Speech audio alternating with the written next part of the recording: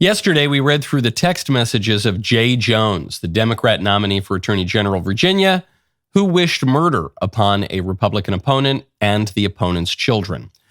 Today, we learn that he has also wished for cops to be killed so that the cops stop enforcing the law. This is the Democrats' candidate for Attorney General, by the way, the top law enforcement official in Virginia. We'll get into all of that, but I think most illuminating of all, we learn that Jay Jones still has not lost a single Democrat endorsement because all those Democrats who are endorsing Jay Jones want to murder you and your kids too. I'm Michael Knowles. This is The Michael Knowles Show.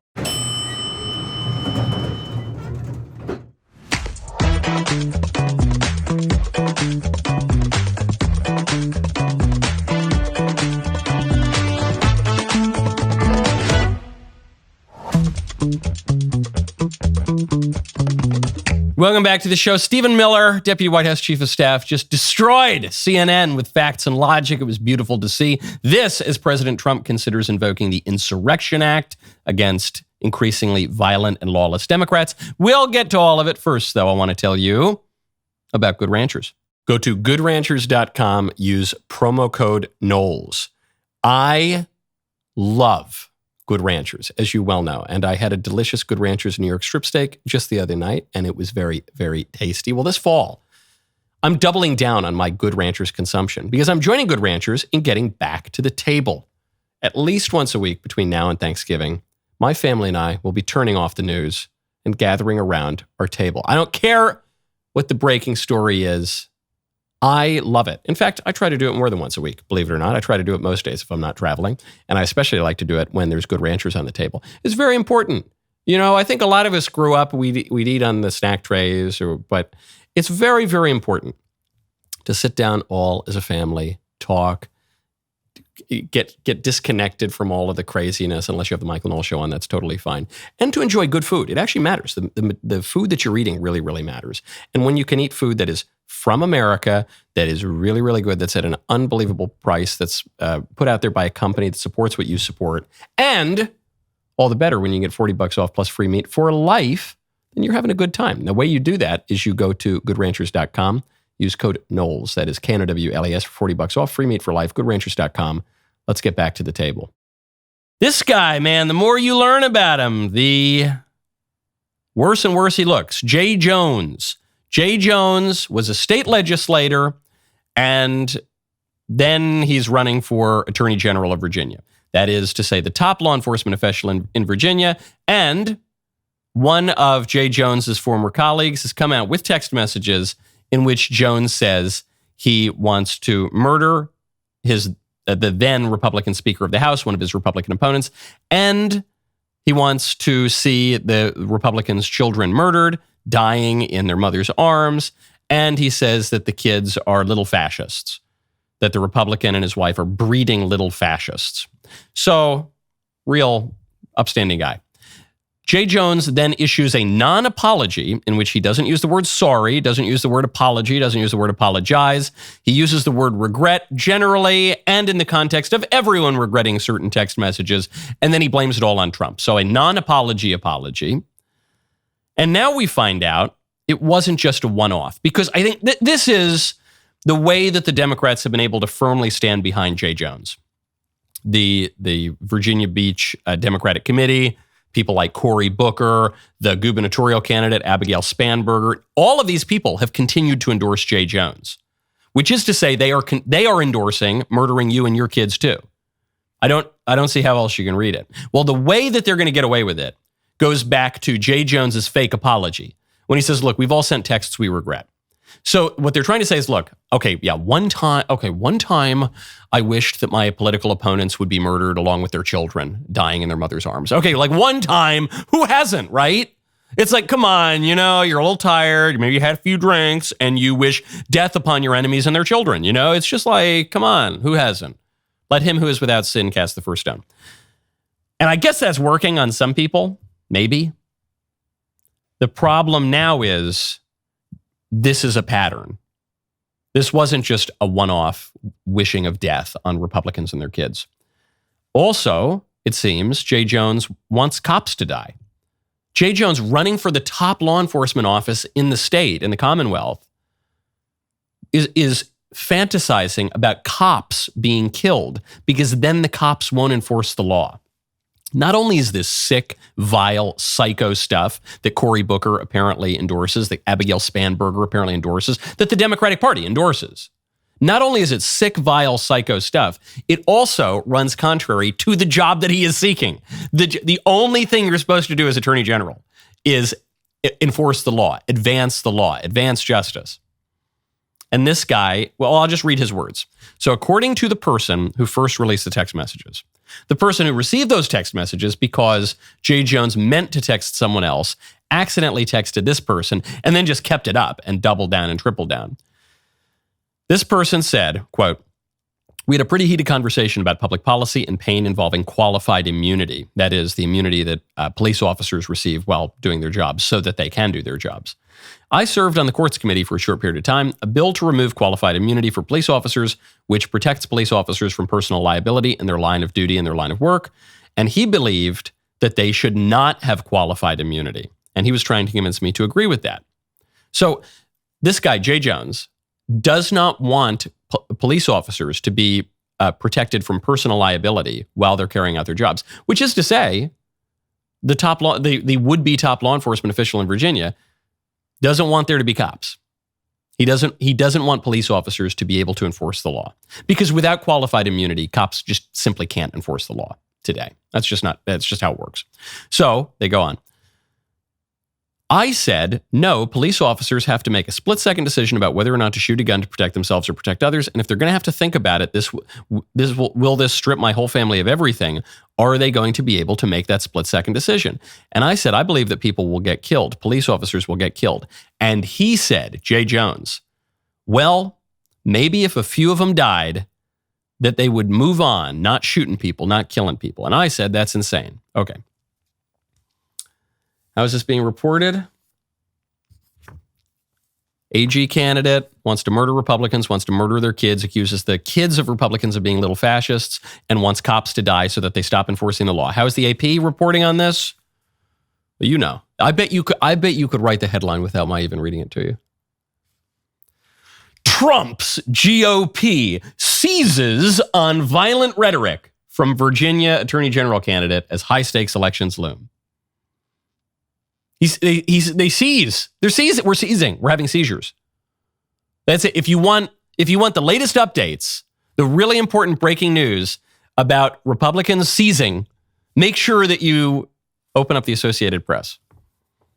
It's not the violent rhetoric is not. And by the way, violent rhetoric is pretty vague.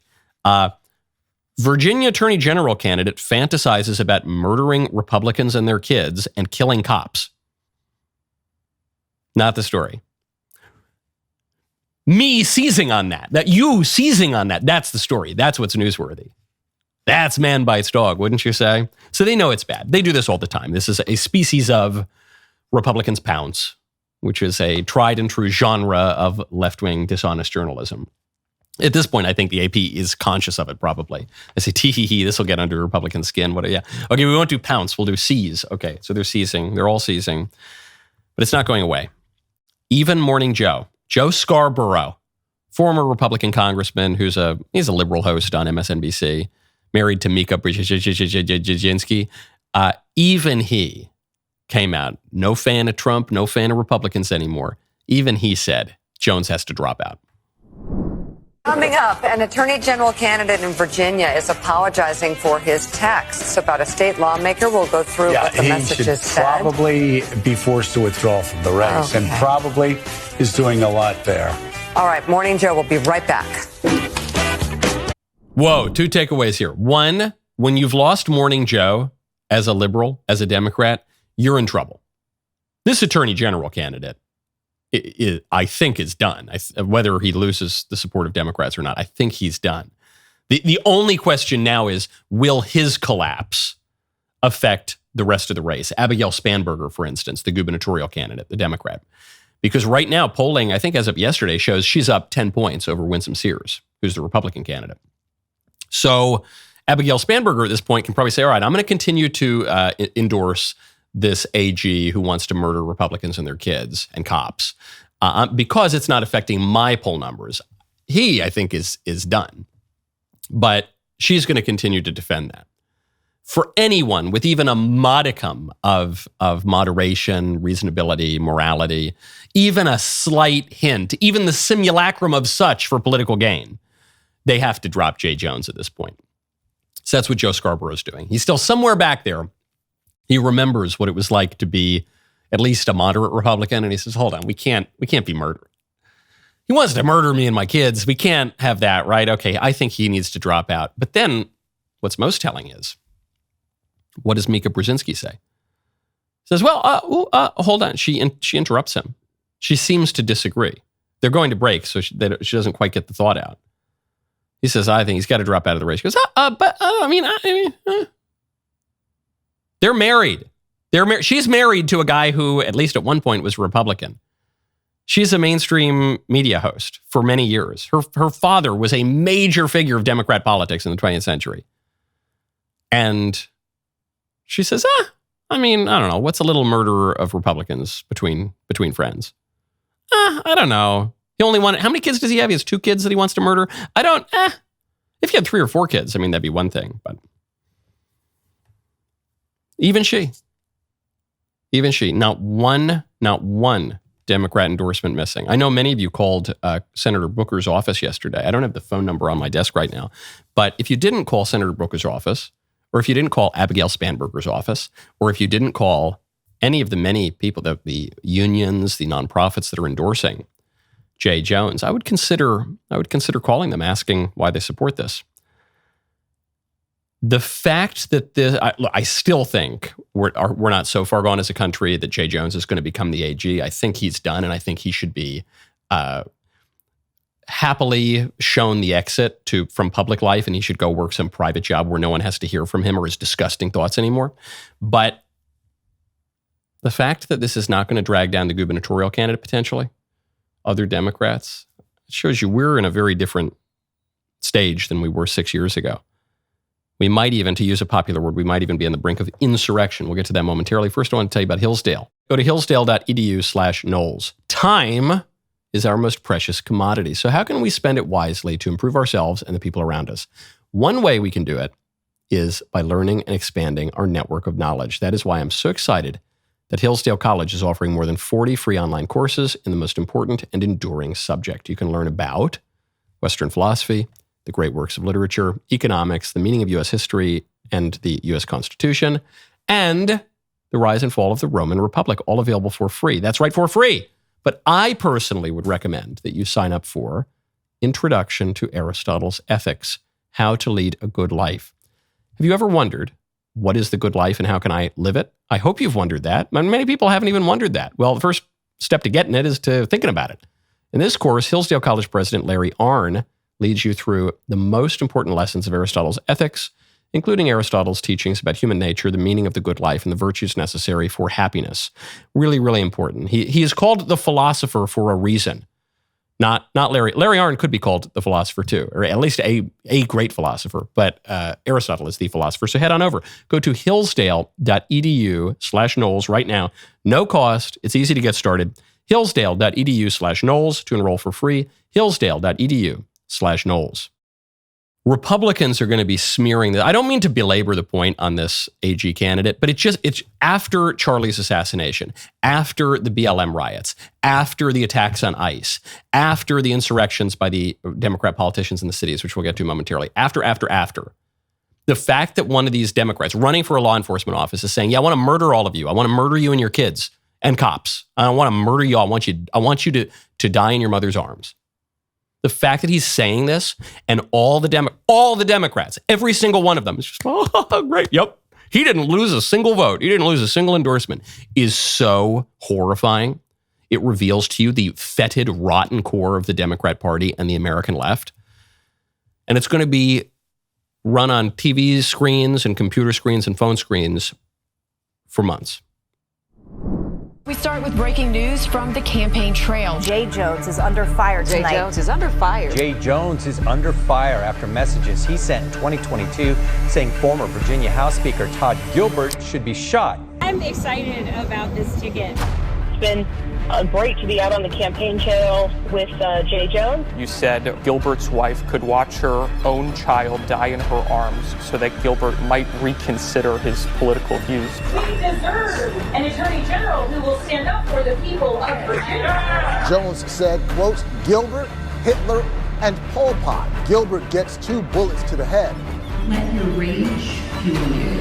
Jones doubled down, saying, quote, do I think Todd and Jennifer are evil and that they're breeding little fascists? Yes. How can Virginians trust a man who said something so horrific, so callously? Only when people feel pain personally do they move on policy. Good ad, really good ad from Winsome Sears. And fair is the other thing. Look, there are plenty of attacks in political campaigns that are cheap, that are unfair, that are October surprises. This one's fair because it's not just one little word he said, it's repeated statements. Only when people feel the pain will that change their policy. It's Abigail Spanberger running for governor. Let your rage fuel you. It's this guy, time and again, in multiple conversations, apparently. After the Democrats were found in polling to be much more likely to endorse political violence, as people who are very liberal are 8 times as likely to defend political violence as people who are very conservative. As young liberals, upwards of 30% of them support political violence, whereas many, many fewer conservatives do. Something like 7% or something of young conservatives. Time and time and time again. After the hideous reaction to the murder of Charlie Kirk, which on the left varied at all levels from shrugging their shoulders to excusing it to celebrating it. So it's a fair ad. And I think this guy, Jay Jones, has to be the face of the Democrat Party because he is. He actually represents them. And many top Democrats, notably Cory Booker, Abigail Spanberger, Planned Parenthood, I guess that makes sense, lots of unions, all continue to endorse him today, and they need to be held to account for that. Okay, speaking of law enforcement, Stephen Miller just destroyed CNN with facts and logic. Here's the setup. Stephen Miller was asked if ICE is racially profiling. Here's the answer.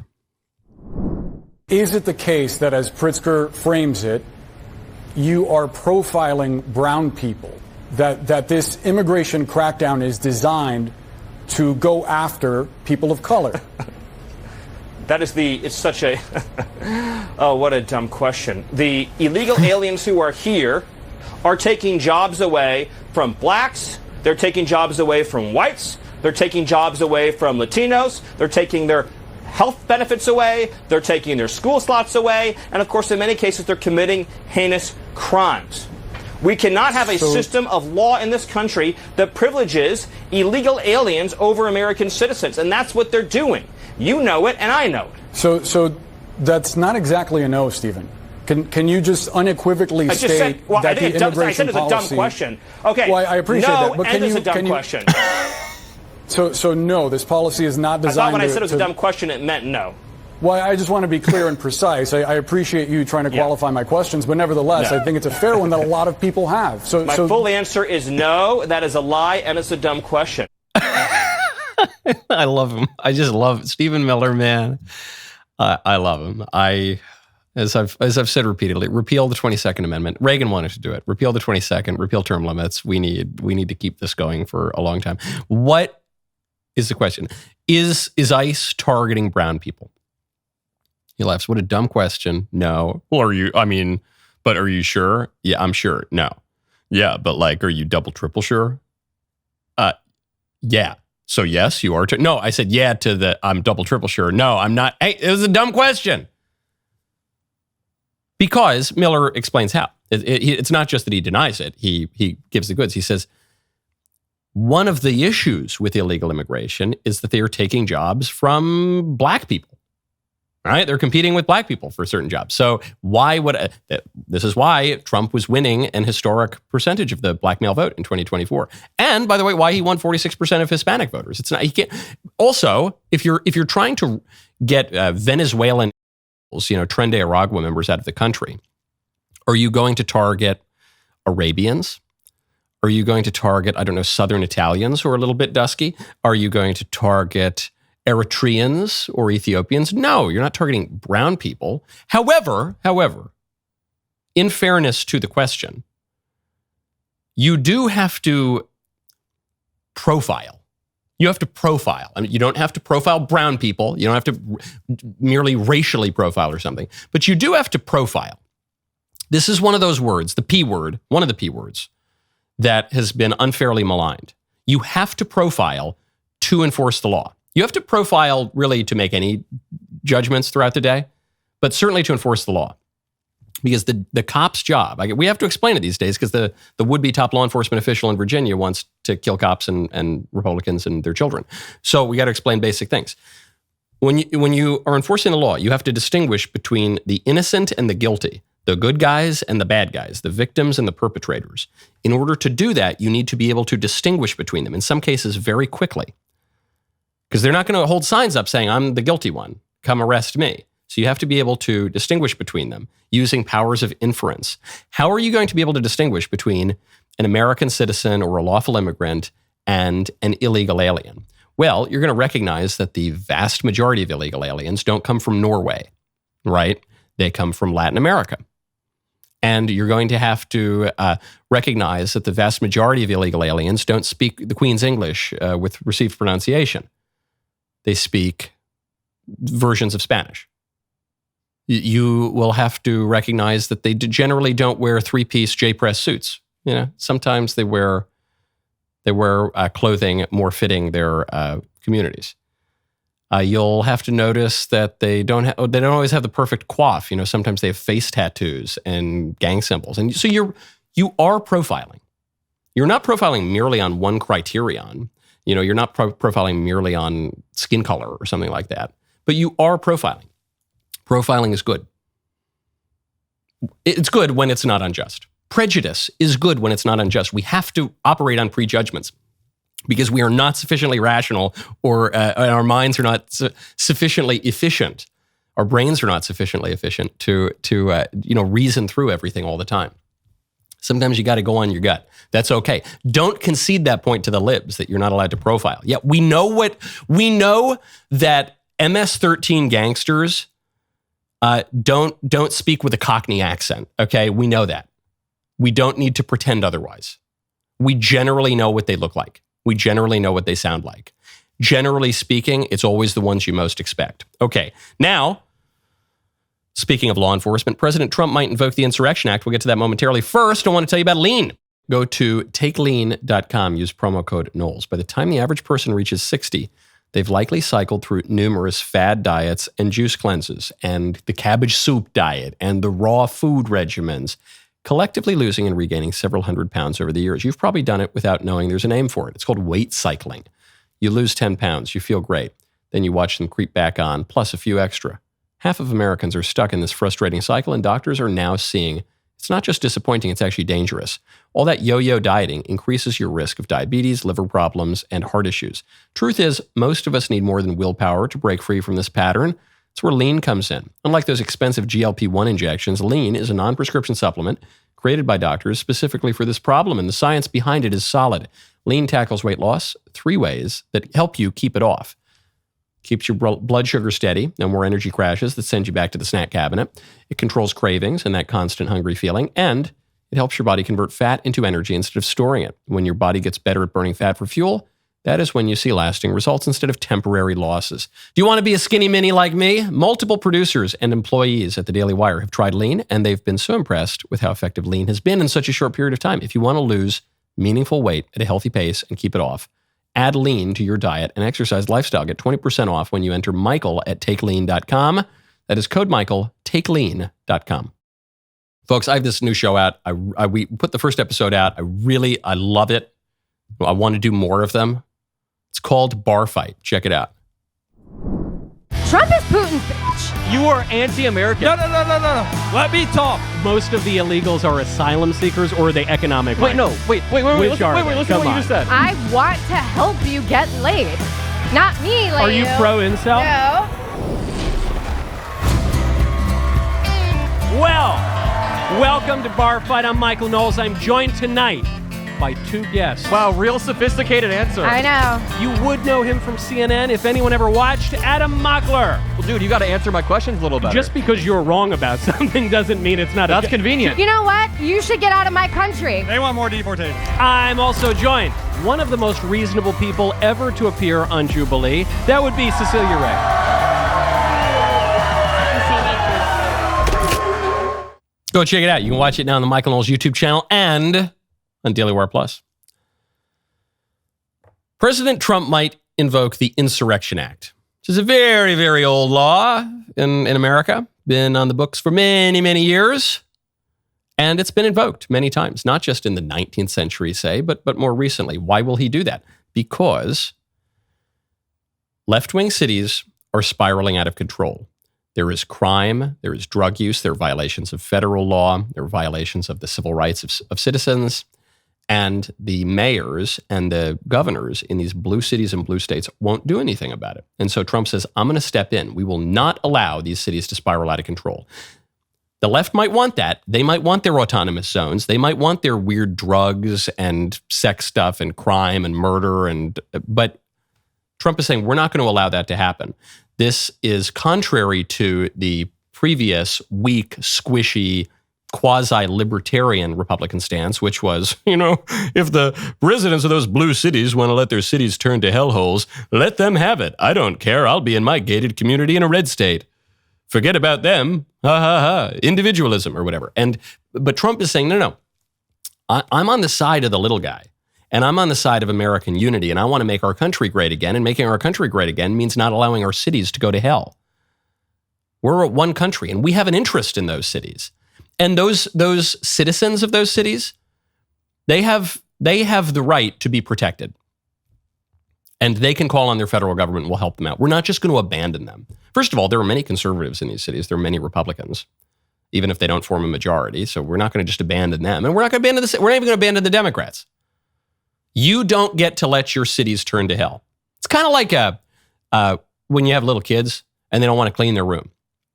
The squishy libertarian individualist answer is, well, kids, it's your room. It's your room if you want to have, maggots everywhere and clothes and toys strewn about and blood on the walls. That's fine. That's your room. It's your right to your room. But that's not how I run my house. I would say, hey, actually, it's my house. And I have a responsibility. I'm put in a position of authority to make sure not only that your rights are protected, but that you are living in conditions that are conducive to your flourishing. And so it's not just it's your room. You have substantial control over your room. You get to put your stuffed animals where you want. You get to, turn the lights on or the fan on as you want. But you don't get to burn your room down because it's my house. I'm the dad, okay? And it's my house. That's what Trump is saying. That is the conservative point of view. That's certainly the traditional point of view. I think it's the only defensible point of view. So the little kids are throwing their temper tantrums in Portland and Chicago. In Chicago, the mayor of Chicago wants to establish ice-free zones. What's an ice-free zone? According to this order in Chicago, city property can ban ice. Now, does that sound right to you?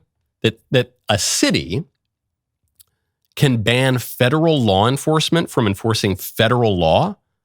Wouldn't that seem to violate the supremacy clause, the nature of federalism? That's a little strange, wouldn't you say? But it goes further. It says that private businesses can choose to display a sign indicating that ICE cannot enter without a warrant. This reminds me of when liberal Facebook boomers would post some random, chainmail slop that says this is just to say that Facebook has no right to my pictures. Do you remember that this was going on? This happens every so often, but it started a few years ago. See, this is a privacy notice that I'm asserting my rights that Facebook doesn't get to use my pictures, but that doesn't do anything. That has no effect. That's just nonsense. They have a right to your pictures the minute you upload them. Well, it's the same thing here. I am just saying that federal law enforcement has no right to enforce federal law in my marijuana shop. It's oh yeah? That's a nice sign you have there. I'm taking all your drugs now. I'm taking all your illegal aliens now. But I have a sign in my window. Oh, that's great. Good for you. That's good. Look at that. Look at your sign. You colored inside the lines on your sign. Good. That's good job. Chicago. I'm enforcing federal law now. Get out of the way. I'm going to, you don't actually have the right to do that. You don't know, but you don't, maybe we've failed as parents because we have given you unreasonable expectations. But you don't get to violate federal law because you put a sign in your window. You don't get to abolish federalism and our constitutional order because you doodled a sign. Sorry, not going to happen. Trump was asked how far he's going to take this. Would he go so far if the cities and the states push back enough, the liberal cities in the states? Would he go so far as to invoke the Insurrection Act? Here's what he says. Over a weekend. What? The Insurrection Act, under what conditions or terms would you? Well, I'd do it if it was necessary. So far it hasn't been necessary, but we have an Insurrection Act for a reason. If I had to enact it, I'd do that. If people were being killed and courts were holding us up, or governors or mayors were holding us up, sure, I'd do that. I mean, I want to make sure that people aren't killed. We have to make sure that our cities are safe. I love this one line. I love the whole answer, but the one line he says, we have an Insurrection Act for a reason. What does the Insurrection Act do? It empowers the president to deploy the U.S. military and to federalize the National Guard within the United States. That's what it does. Been on the books for a very, very long time. It's not even just one of those long time ago laws that, we used to enforce in the 1850s, but we don't enforce them anymore. We've enforced them pretty recently.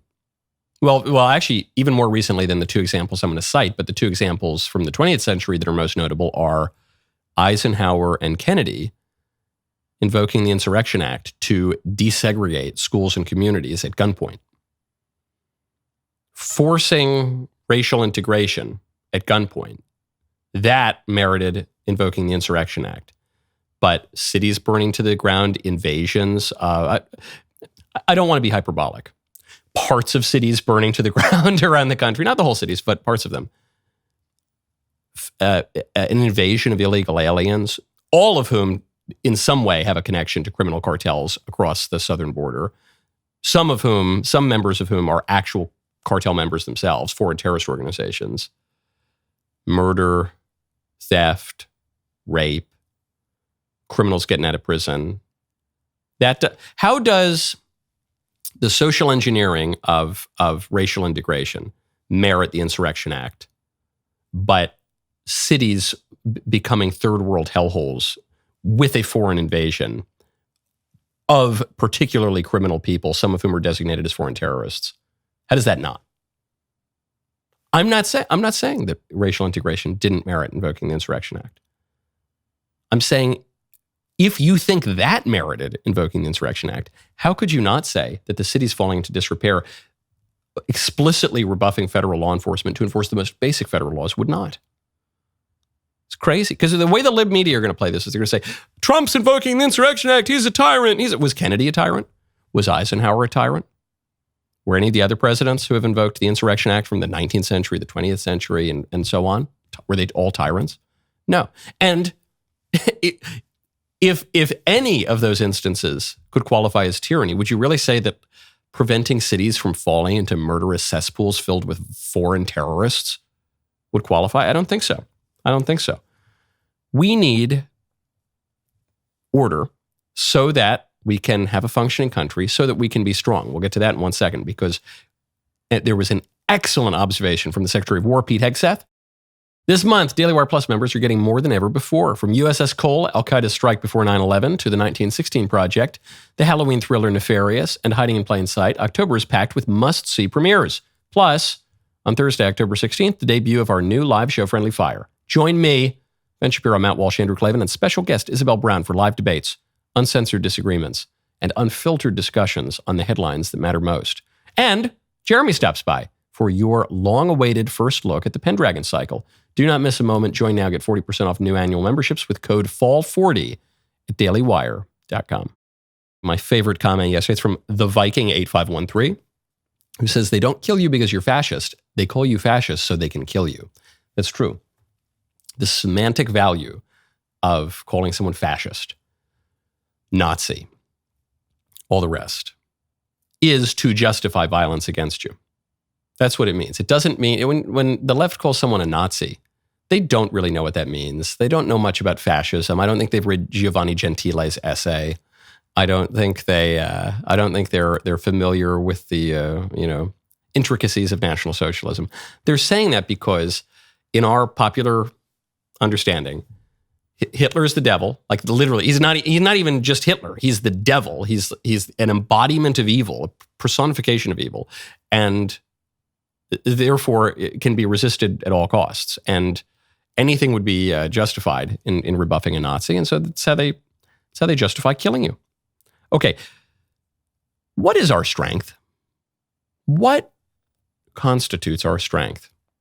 For many decades now, we've been told that diversity is our strength. Secretary of War Pete Hegseth, speaking to the United States Navy, says otherwise. Your diversity is not your strength. Your strength is your unity of purpose, your shared mission, your love of country. Simple and yet provocative and contrary to the zeitgeist. Diversity is not your strength. Do you know where that phrase comes from, diversity is your strength? It comes from Dan Quayle. Dan Quayle, I kind of like, but Dan Quayle, the largely forgotten vice president to George H.W. Bush, he used that phrase in late 80s, early 90s. That's it. It doesn't go back to the Constitution, doesn't go back to the Declaration of Independence, doesn't go back to the mid-80s. It goes back to Dan Quayle. It is a dubious proposition. There is no evidence that diversity is ever strength. Unity is strength. When you have a metal bar, or a bar, not even a metal bar, a bar made of composite materials, some metals, some precious metals, some steel, some sand, some clay, some Elmer's glue, some paper mache. It's diverse. It's really diverse, this bar. Is that bar stronger than a bar just made of steel? Or a bar just made of gold? Or for that matter, a bar just made of paper mache? At least the bar made of paper mache is not going to have these heavy points that kind of pull and fall and tear. Unity is strength. It's not to say that people who are diverse in certain ways cannot be strong together. But what makes them strong is not their diversity, it's their unity. It's not to say that people who are from different racial or ethnic backgrounds can't be strong together. But if they are to be strong together, it's because of something they share, a unity of purpose, a unity of belief, a unity of loyalty to a particular country or a cause. The diversity will make them weaker in as much as you focus on the diversity. The only thing that will make them strong is the unity. This was common sense until, the early 90s or something. Pete Hegseth restoring that. Bingo, spot on the money. Now, returning to normal. There is a case coming up to the Supreme Court, and it's on another one of these slogans that no one thinks about. Diversity is our strength. It's just drilled into our heads. Well, here's another slogan. Conversion therapy. Have you heard of conversion therapy? Conversion therapy is, if you hear the liberals talk about it, it's when you hook like the poor trans 5-year-olds up to electrodes and torture them or something. That's what, I don't know, that's the image they paint. That doesn't happen, of course. Nothing even resembling that happens. But conversion therapy, so-called, is when a person who is confused about his sex or has unwanted sexual urges or desires or behaviors goes to a therapist and says, hey, I have distress because of all these sexual behaviors and urges and desires. Can you help me? And the therapist says, yes, I can try to help you. That's conversion therapy.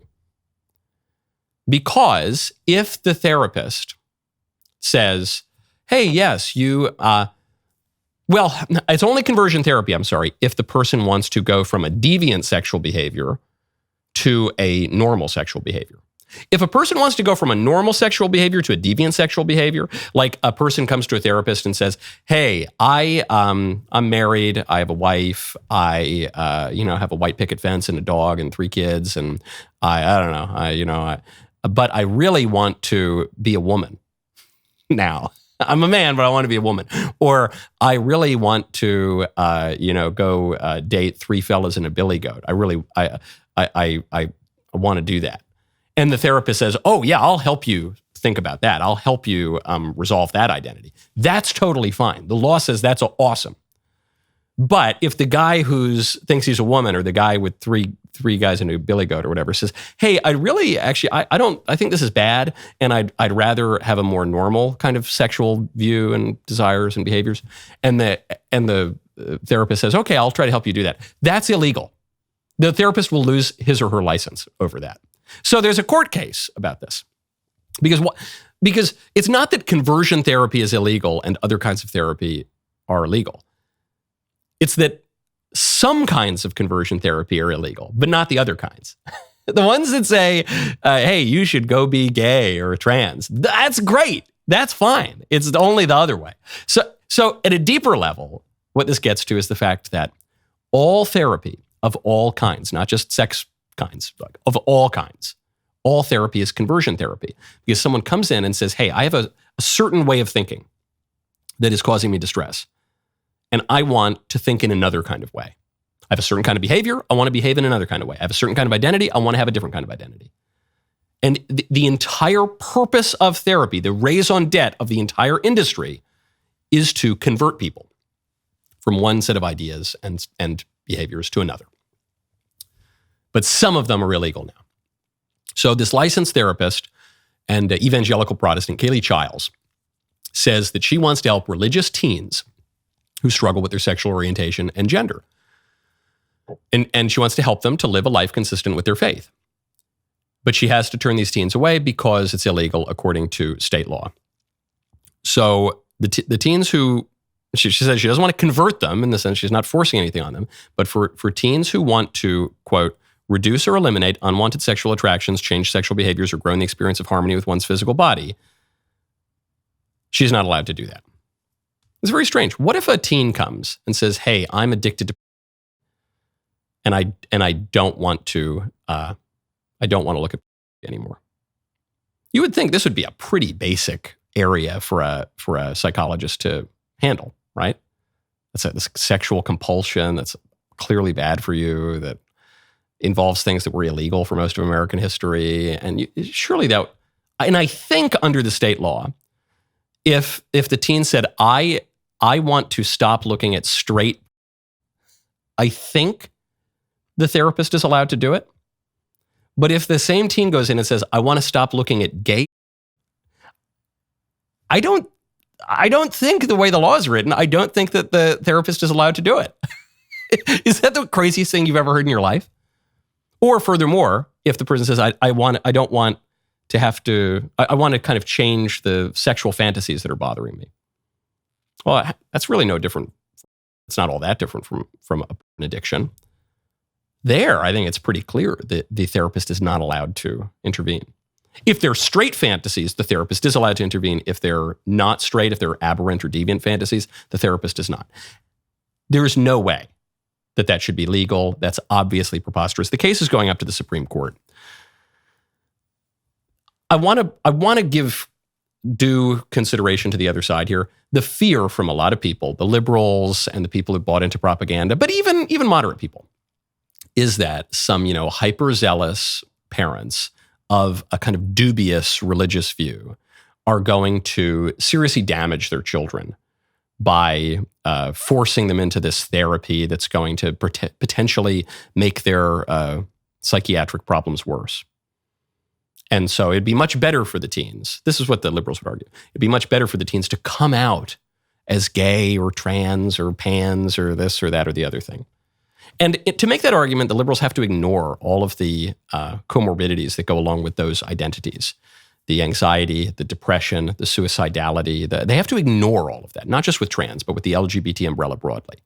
But let's go with it for a second. Let's ignore that for a second too. Let's be as generous to the liberals' argument as we can be. The argument is that the government must intervene to overrule the parents in cases of sexual morality.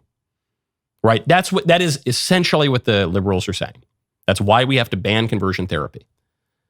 And my question is, what is the evidence that the government is a better arbiter of sexual morality than the parents. I'm not saying parents can't be bad arbiters of sexual morality. I'm not saying the government can't be a good arbiter of sexual morality. I'm asking you right now, today, year of our Lord 2025, what is the argument that the government, which has in recent years vociferously embraced transgender ideology, transing the children, weird sex, self-abuse, on and on and on and on. What is the argument that that entity is better at sexual morality than parents? There's no evidence for it, and there's a ton of evidence to the contrary. I'm not even asking you to come to some grand conclusion about government or parents in general. I'm just saying right now, the government that promotes freaky, creepy, weird sex stuff that is really bad for you and especially bad for children, that government is not a better arbiter of these questions than parents, even if parents might be a mixed bag. Okay, before we go, there's one last story I have to get to. And it involves sex stuff because it involves marriage. Ayesha Curry. Ayesha Curry, I am told, is the wife of Steph Curry. Steph Curry, I am told, is a professional athlete. That's basically all I know about Steph Curry. So he's wealthy, he's famous, he's married this woman. She's got everything that most women want. She's got kids. She got it all, man. And she's still unhappy, as she explains to the Call Her Daddy podcast. I didn't want kids. I didn't want to get married. I thought I was going to be career girl and that's it. And I had my eyes set on my goals. And I was never the little girl that like dreamt about the wedding dress and all of that. And then it happened so early in my life. Did you talk to Steph about it? He tries to resonate with me, but he just can't. And he also comes from a place of like, it's effing stupid. Like, it's not true. So why? And I'm like, but wait, like, listen to how it makes me feel. And he's like, but why does it make you feel like that? It's not real. After we got married, we found out we were pregnant with our daughters so quickly. I didn't even have time to think about what I wanted anymore. It's so interesting. I spent my entire life like trying to work towards something, and then it kind of just disappeared, and I didn't think twice about it. Ayesha Curry, the woman to whom everything happens. the woman with the least agency in the world. She didn't want to get married. She didn't want to have kids. I don't know. Steph Curry just came up one day with his bat. Does he play basketball or football? Whatever ball game he plays. He took the baseball bat. I don't know, whatever sport it is. He just clubbed her on the head one day, dragged her back to his cave, and next thing she knows, she's married. And then you know what happened. She dozed off one day. I don't know. Next thing you know, she wakes up, she's pregnant. Can you imagine? She didn't want to get married. She didn't want to have kids. She had this other plan. Her life sucks, doesn't it? She's got to have a beautiful family and a supportive husband and a ton of material resources and public adulation. And she's got to have all that. She has to have it, but she wanted something else. She doesn't exactly know what, but it's like, it's like life, A reminder, a takeaway here. I don't mean to beat up on Mrs. Curry all that much. Just a reminder. And it's not even just the women. It's more pronounced among women, but it's true of people in general. Being happy, being joyful is kind of like a state of being. It's not really contingent on external circumstances. To some degree it is. When your friend dies, you're going to have a bad couple weeks. You're going to have a tough couple weeks, I should say. You're going to have a tough couple weeks. When you have material wants, you're going to struggle a little bit. When you have longings that are unfulfilled, that can wear on you a little bit. But just broadly speaking, over the course of your life, your happiness and your misery have basically nothing to do with your external circumstances. Because happiness is, well, Aristotle defines it as excellent rational activity done in accordance with virtue. So it's kind of a movement of the soul. It's not really about how much money. You know, the ideal amount of money to have, right? You know, the perfect amount of money is just a little bit more. That's how it is. I remember I have a friend once who said to me, I had been to a beautiful beach in the Caribbean, beautiful beach in the ocean. I was just talking about how great it was. And my friend says, "Oh, Michael, you could be happy anywhere." I said, if I can't be happy here, how can I be happy? What are you talking about? This is as good as it gets. But maybe there was some truth to that observation. Take the warning from Ayesha Curry. If you're just walking around now, just, it's a bad day. Tomorrow will be better though. But I'm having And if only I had a different lunch. If only I had a different job. If only. You're gonna have a bad life with that attitude, man. Don't do it. Fix it now. Okay, today is Tee Tuesday. The rest of the show continues now. You do not want to miss it. Become a member. Use code Knowles, KNWLAS at checkout for 2 months free on all annual plans.